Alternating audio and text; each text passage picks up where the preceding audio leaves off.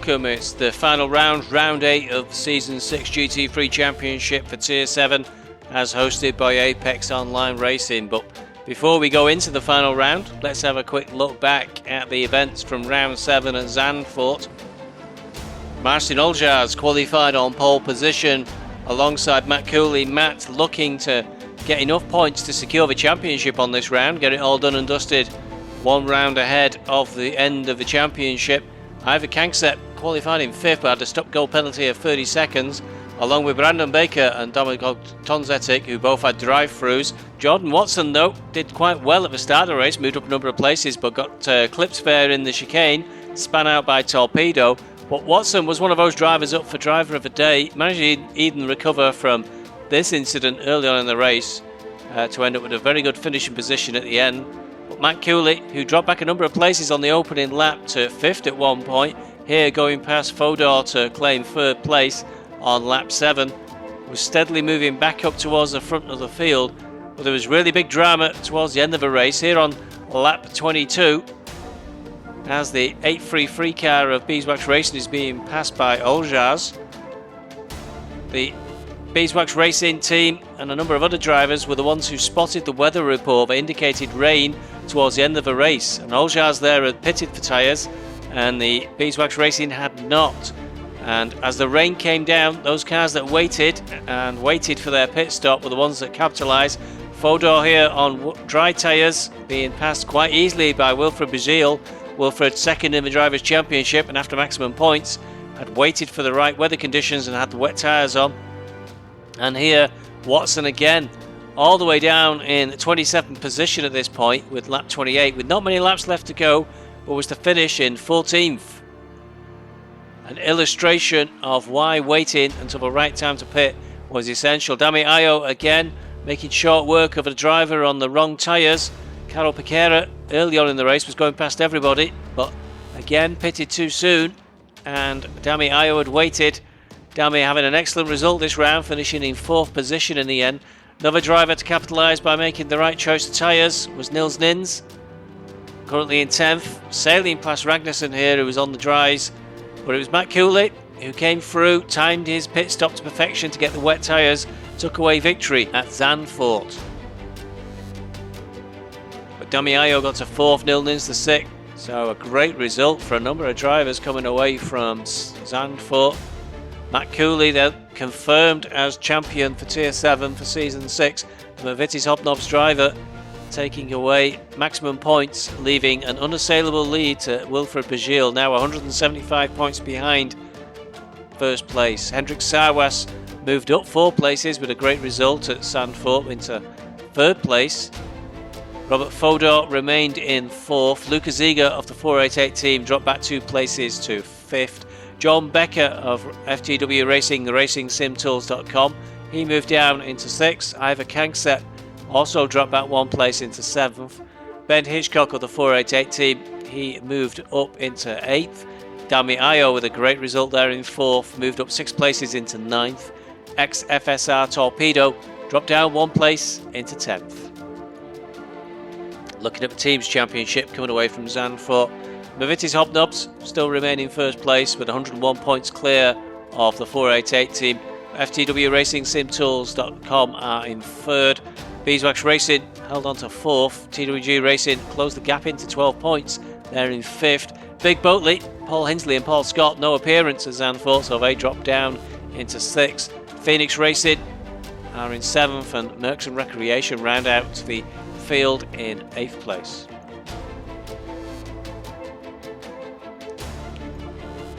So moving on to the final round of Season 6 for the GT3 Championship Tier 7. Spa Francorchamps, the weather's quite good. Nice, pleasant day, 19 degrees, clear skies. The track temperature at 25, so great conditions both for qualifying and for the race. And unlike Zandvoort, no predicted change in the weather is going to be happening. Jordan Watson qualified on pole with a time of 2:17.436. Alongside him, Brandon Baker. Brandon having a drive-through penalty handed down by the stewards. Must learn to behave himself, I feel, if he's collecting enough points to keep getting drive-throughs. James Fresh qualified in 3rd, alongside Lucas Ziga of the 488 team. Row 3, 5th place, Ivor Kanksepp. No penalties this week. Ivor will be looking for a good result from such a high qualifying position alongside Marcin Oljas. On row 4 in 7th place, it's Ben Hitchcock of the 488 team alongside Ondrej Kuchar of Merckx and Recreation. Paul Hinsley returns at last to Tier 7 for Big Boatley, qualifies in 9th place. John Becker of FTW Racing, RacingSimTools.com in 10th. Dami Ayo on row 6 in 11th place for TWG Racing, alongside Karol Pereira. On row 7 it's Nils Nyns of Beeswax Racing alongside Hendrik Sauers. Row 8 it's Trip from Vitis Hobnobs alongside Lord Nem of Phoenix Racing. Row 9 Andy Hansen alongside Nick Koronov. Andy is a new driver to Tier 7, joining on the final round of the season, but hopefully he'll get some good practice in for the next season. On row 10 is Daniel Oppenheisen alongside Sindri Ragnarsson of TWG Racing. Row 11 Adam Bowers alongside the Rob Jackson. Row 12 Rob Fodor alongside Conor McCarthy. Rob Fodor down in 23rd, normally qualifies a lot higher up than that. Row 13 Dominic Tontatic alongside Steph Farrell. Row 14 Wilfred Bagil alongside XFSR Torpedo. So Wilfred now unable to take first place, but will be looking to defend that second place in the Drivers' Championship. Wilfred the first driver as well to be at least 2 seconds behind the pole sitter. On row 15 in 29th place is Christopher Rauff alongside Matt O'Brien. Row 16 Pablo Loro alongside Uros Husjak. And then a number of drivers who clearly had quite a lot of difficulty here at Spa. Steve Bezic of Beeswax Racing on row 17 in 33rd place. I can confirm I had to do a reboot of my computer at the start of qualifying, which did make it a bit of a challenge. Gav Diesel alongside in 34th, and Matt Cooley did not set a time this time round and qualified in last position, giving himself a bit of a challenge from last to first. We join the field just as they pass the start-finish line on the main straight down in towards Radillon on Eau Rouge. Difficult T1 for Spa, and there's an incident straight away at the back of the race. Number of cars across the track. Not a great start for some people's final round of the season, but the majority of the field are away safely as they go up the Camel straight towards Lecombe. This will be the site of a number of passes in this race. If a driver can get good speed through Radillon and Eau Rouge, they'll definitely get a good run on an opponent of the Camel straight into Lecombe. Looks like most of the field are through safely and moving up towards Bruxelles. Around the hairpin bend. And it's straight into the next corner, No Name, before dropping down towards Pouon.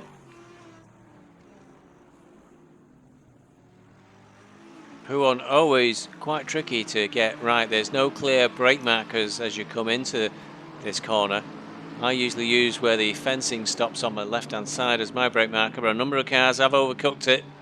Quite a number were way off the track there to the side, and somebody even further off there to the side, possibly picking up quite a bit of dirt on their tyres. Will compromise their grip, but they're trying to hang on to that position as they go into campus. Coming out of campus and into the right-hander of Stavelo.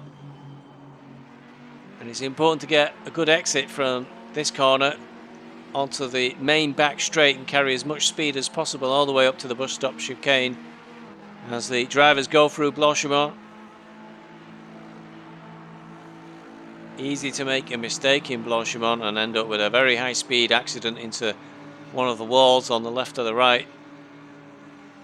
See a number of cars going really wide there. That will get them penalties if they're not careful. And the last thing that you need in Spa as we come into the bus stop chicane is a drive-through penalty. The pits start just on the right-hand side and don't feed back onto the racetrack until well after the start-finish line. This is the finish line now, and up towards La Source.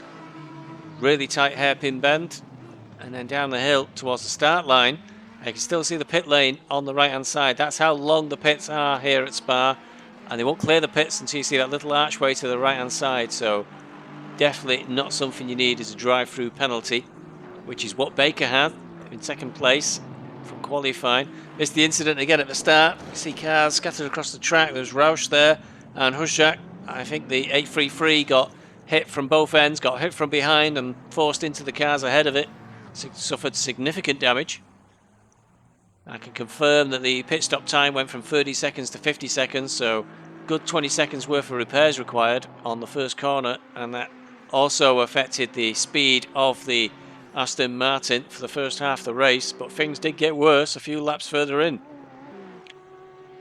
We're into lap 3. It's Conor McCarthy being threatened by Adam Bowers in the number 17 Ferrari as they come up the Kemmel Straight. Conor trying to stay ahead as they come up toward Lecombe. Adam trying to go around the outside, but he won't have enough speed there. Conor's got the better line. Comes out of Lecombe towards Brussels ahead of the Ferrari. I don't think Adam's going to be able to get that one done on this attempt. We pick up lap 7. Watson coming down towards Radillon and Eau Rouge. Watson in first place, but loses the car in a big way going through Radillon. Heavy into the wall. Bounces right across the other side of a track and comes to a halt. Is that the end of his race? That looked like a major hit there. Yeah, and Watson has recovered to the pits from first place. Made his own mistake there. Nobody was around him, and let's hope he finishes the race, but I get the feeling he may have called it a day at that point. We're into lap 9 with Matt O'Brien coming out of Radillon, and he looks like he hasn't taken very good speed through there, I'd say. Steph Farrell's got right alongside him on the Kemmel Straight, and if he's got enough speed, he'll be in front of the Nissan before they get to Lecombe, and he is in front. So that is Steph Farrell through on Matt O'Brien. So Farrell into 24th place, O'Brien down to 25th. On lap 11, we've got Uros Huzjak being attacked by Carol Piquera in the purple Ferrari. Coming into the bus stop, and Piquera's got the better line there on the inside, forces Huzjak wide, and Huzjak actually elects to dive into the pits at that point. We're 11 laps in, so we're around the pit stop period for most drivers. So Piquera pushes into 27th, Huzjak drops to 28th, but as he's pitting, he'll drop much further down the field than that. Lap 14, Luca Ziga coming out of the pits and recovering to the track, and John Becker coming up behind him will have much higher speed. Piquera having only just rejoined the track and still probably needing to get his tyres up to temperature, so Becker tucks in front of a Ferrari before Lecombe. This is right at the front of the field. Becker in 5th now, and Ziga into 6th.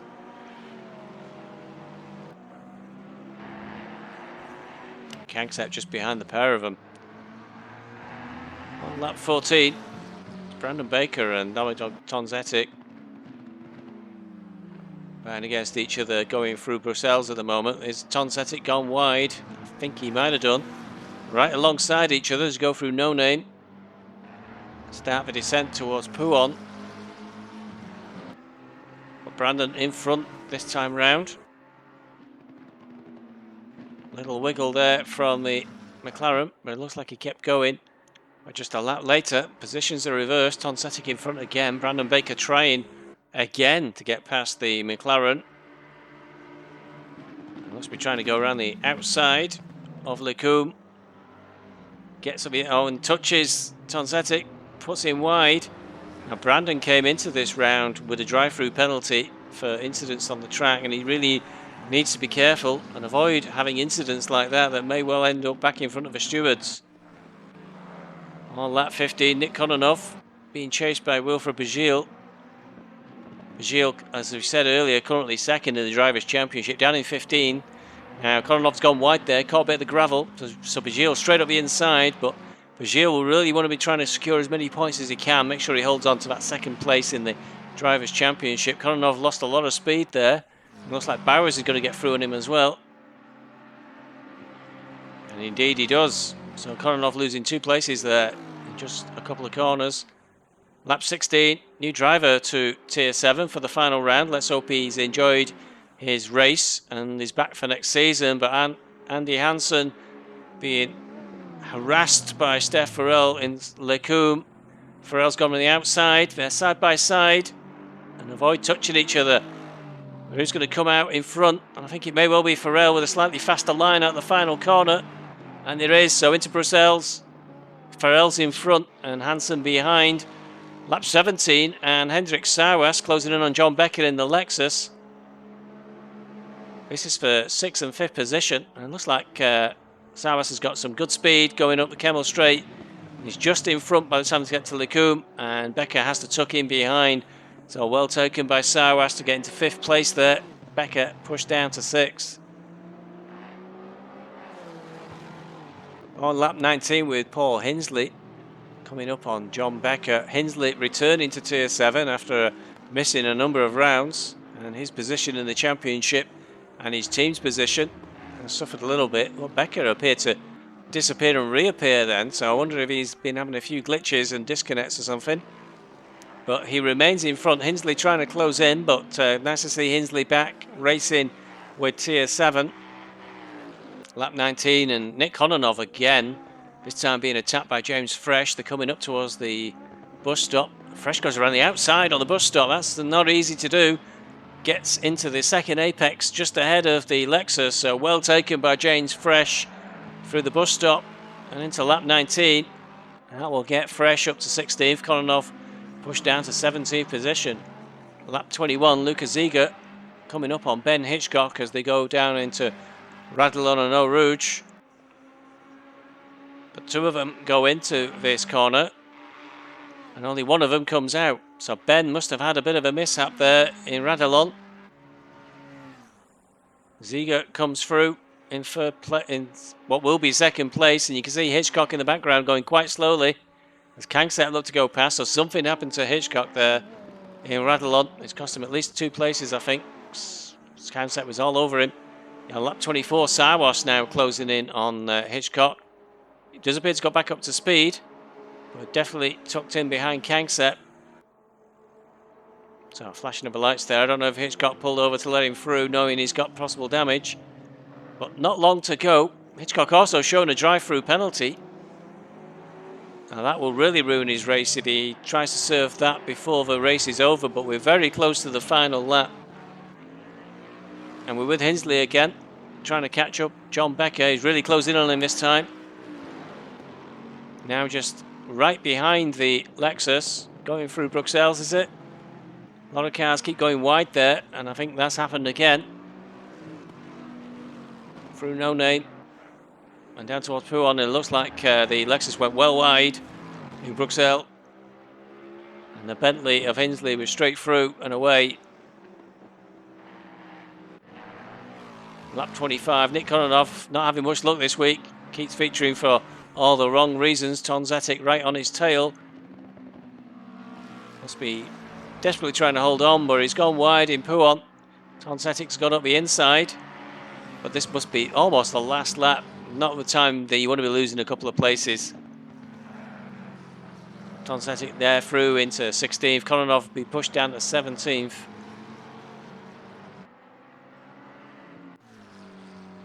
Coming into the final lap and the finish of the race, it's Oljaz just clear of Ziga, who's in 2nd at the moment. Kangset into 3rd.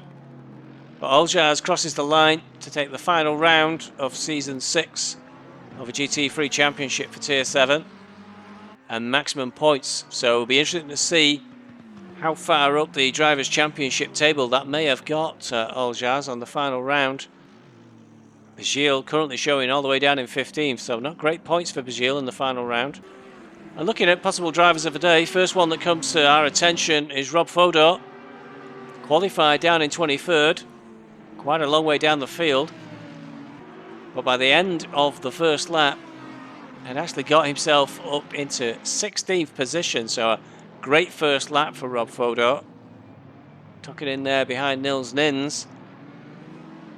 But managed to come away from any incidents and past a number of cars. Shortly after this, Nils decides to have a little bit of a spinsy on his own, so that was another place to Fodor straight away. A number of cars having issues on the Kemmel Straight. Not the place really where you want to have an accident, because if you go into those barriers, you've got big damage on your car. And just a lap or two later, Rob Fodor coming right up on the Ferrari of Piquera, which is going very slowly. And it looks like Piquera may have had an incident, just slide straight off the track there with possible damage. Shortly after this, going through the bus stop and into the pits, already into 10th place by the 10th lap. So some great driving by Fodor to get right up the field. making up 13 places in the first half of the race. Rejoins on a pretty empty track. Computer indicating Rob is in around 17th position after his pit stop. But still, with 10 laps in, that's a little bit early for some drivers, so when everything settles out, may well move up a number of places. And to prove that point, by the 18th lap, Rob's all the way up to 8th position, but for once, he's going to get passed by Dami Ayo, going through Blanchimont. Nice clean pass by Dami Ayo. And for the end of the race, Rob Fodor finishing in 9th position, so a great result starting from 23rd.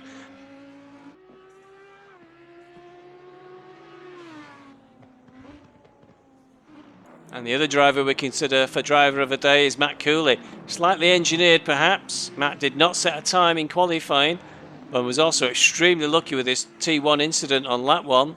The track to the right got blocked, but it seemed to clear the way for Matt, who was on the left and went straight through. This incident again from a different angle. You can see the three cars there coming together, trying to go three wide. And then there's a huge concertina effect on the right hand side of the track. Luckily for Matt, he was on the left and went straight through. Coming in towards the end of the first lap from 35th position, Matt's right behind Rob Jackson there, so that makes him in 27th place at the end of the first lap. A few laps later, Matt's got himself up into 19th, but Steph Farrell loses it in front of him, and then through quite a freaky accident there, I think Matt was about to get through, but through a weird coming together, he actually got punted off and had to rejoin quite a number of places down, so all his good fortune on the opening lap undone by a bit of a freak accident.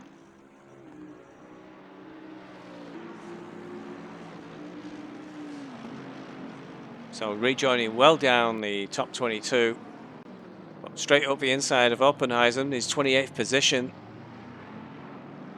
following that accident. And then a few laps later, quite a weird set of accident in the bus stop. Cars scattered all over the track. Matt was into 23rd by that point, and then a few laps later, going down the outside of Hansen, going through Stavelo. And then just shortly after that, he's got Bagil and Torpedo right in front of him, and they decide to hit each other. It's like the parting of the ways. Cooley just goes right through the middle, so Cooley at this point now will be into 14th position. And it's like the rest of Tier 7 want to gift it to him. By lap 13, he was trying to pit, and he pitted right behind Conor McCarthy, who had been behind for quite some time. Matt, no doubt, hoping to possibly get out of the pits ahead of the Audi of McCarthy, but it wasn't to be. McCarthy instead pulled out a short lead in the pit stops, got a slight advantage over Cooley. But they rejoined on a pretty empty track in 12th and 13th position. Eventually Matt did get past McCarthy, and next up was Nils Nyns, whom he took in the bus stop. Managed to get up the inside line and get the better line through the corner. And mistaking him up into 11th position. Next up was Lord Nem for 10th position, and going into La Source again. Cooley gets the inside line, forces the Aston Martin a little bit wide. So Cooley from 35th up to 10th, and that's where he finished. So great drive from the back of the field.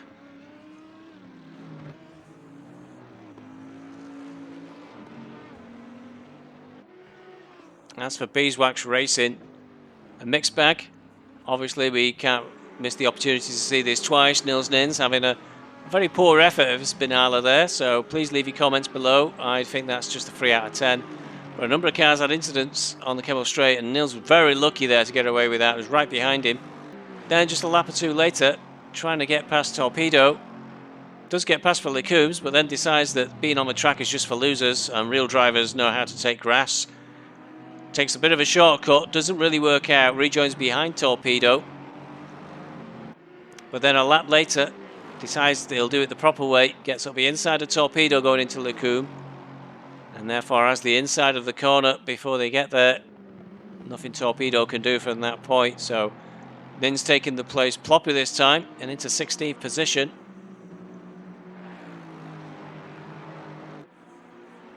Then just a little while, just a couple of corners later, decides again, he lapses into his old ways that tracks are for losers and decides to go have a nice little run around the countryside, see what's out there. Does manage to rejoin in front of Torpedo somehow and retain that position. And then on the 5th lap, attacks Bowers going into Campus. Goes around the outside of Campus, not easy to do. Does put him on the inside for the next part of Campus. And he's edged in front of a Ferrari by the time they get to Stavolo, so another position taken and into 13th. And by lap 11, Nyns is tucked up behind McCarthy, going through Blanchimont. Gets a better run all the way through Blanchimont and eases past the Audi. And that'll be into 7th position. Then a few laps later, deploying his old tactics in an attempt to get into the highlights show, goes long on his pit stop and moves into 1st position, leading the race. But at the end of that lap, decides to pit. It's time for tyres. Takes a little nibble out of the pit wall going in there. That's always good. Give a little bit more style to your car. So Nyns pitted from the lead and eventually rejoined and finished in 12th for the other Beeswax racing car. Not such a good race. Caught up in this incident on lap 1 in T1. Hit both from behind and consequently suffering damage to the front. Pit stop time went up from 30 seconds to 50 seconds. And there was also a significant loss in lap time as well. And then that was followed by a few laps later by this incident. Caught by Roush. Recovering to the track. Then a few more nibbles from Diesel. Even more damage heaped on top. Now the pit stop time went up to nearly a full minute over the normal 30 seconds. Eventually pitting around lap 10, lap 11. Lap times were really down and just dropping back and back further and further down the field. After extensive repairs, rejoined. Didn't realise at the time, but it was Ralph, who I was stuck behind for a number of laps, who was actually involved in both the incidents that ended up with heavy damage to my car. Never got past Ralph, finished across the line just behind him in 22nd position. So let's have a look at the official race results coming away from the final round of this season. Marcin Oljars takes away maximum points coming across the line in 1st position. Lucas Eager of the 488 team, he came in 2nd. Ivor Kangsep secured 3rd and Hendrik Sauwas was in 4th. Paul Hinsley for Big Boatley returning back to Tier 7 after quite a break. Came in 5th. John Becker of FTW Racing, RacingSimTools.com. He finished in 6th. Damir Ayo of TWG Racing secured 7th. Rob Fodor with a good drive from 23rd finished in 8th. And Matt Cooley of McVitie's Hobnobs came from the back of the field to finish in 9th. So on the balance, I think this week we'll have to give it to Matt. Slightly engineered by not doing a qualifying time at all. And he is the Tier 7 champion for Season 6. But nevertheless, good clean drive all the way from the back of the field to finish in 9th. Lord Nem for Phoenix Racing finished in 10th. Nils Nyns for Beeswax Racing finished in 11th. Wilfred Bagil, who was 2nd in the Drivers' Championship going into this round, finished in 14th. That only gives him 32 points, so his competitors may have done a lot better than him. We'll have to see how the Drivers' Championship does finally turn out. Looking at the second half of the field, Ben Hitchcock of the 488 team, he finished in 19th. Steve Bezic, as we've just seen for Beeswax Racing, finished in 24th. Andre Kuchar of Merckx & Recreation finished in 26th. Sindre Ragnarsson, TWG Racing, was 27th. And Tripp of McVitie's Hobnobs was in 30th. Failing to finish this round was Torpedo. Jordan Watson we saw go heavy into the wall when he was leading the race, so a big disappointing end for him. Pablo Loro and Gav Diesel. So looking at the Drivers' Championship for the final round from Season 6 for Tier 7, Matt Cooley was confirmed as champion last time round at Zandvoort, but ended up 200 points clear of 2nd place Wilfred Bagil. Wilfred did enough today to hang on to 2nd place in the championship. Hendrik Sauwas, whilst having a good result in 4th, wasn't enough to let him close the gap. Hendrik Sauwas finished 3rd. Luca Ziga of the 488 team moved up 1 place from 4th. Rob Fodor dropped 1 place in the final round to finish in 5th. John Becker of FTW Racing, RacingSimTools.com was 6th. Ivor Kangset 7th. Martin Oljars with a first place finish today moves up 4 places in the Drivers' Championship and gets into 8th place on the final round. Ben Hitchcock of the 488 team dropped back 1 place to 9th, and Dami Ayo also dropped past 1 place for TWG Racing, but still inside the top 10 for season 6. For the team's championship, McVitie's Hobnobs are champions there as well. Matt Cooley and Tripp with 764 points. They were being pushed though in the last round. The 488 team, Luca Ziga and Ben Hitchcock, close to within 42 points, but it wasn't quite enough on the final round. In 3rd place, FTW Racing, RacingSimTools.com. No Dan Smith this week. John Becker had to race on his own, so the gap between 2nd and 3rd really opened up. For 4th, we've got joint finishers. Beeswax Racing and TWG Racing finished the season on identical points, 391 points each. Nils Nyns, Steve Bezic for Beeswax, and Dami Ayo and Sindri Ragnarsson for TWG.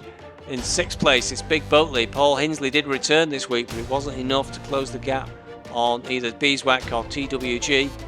In 7th place, it's Phoenix Racing, Lord Nem and Radomir Kozerski. And rounding out the team's championship, Merckx and Recreation, Vasilis Amiglas and Andrei Kuchar. I think Andrei may have been on his own for the last few rounds. Don't recall seeing Vasilis complete the last few races.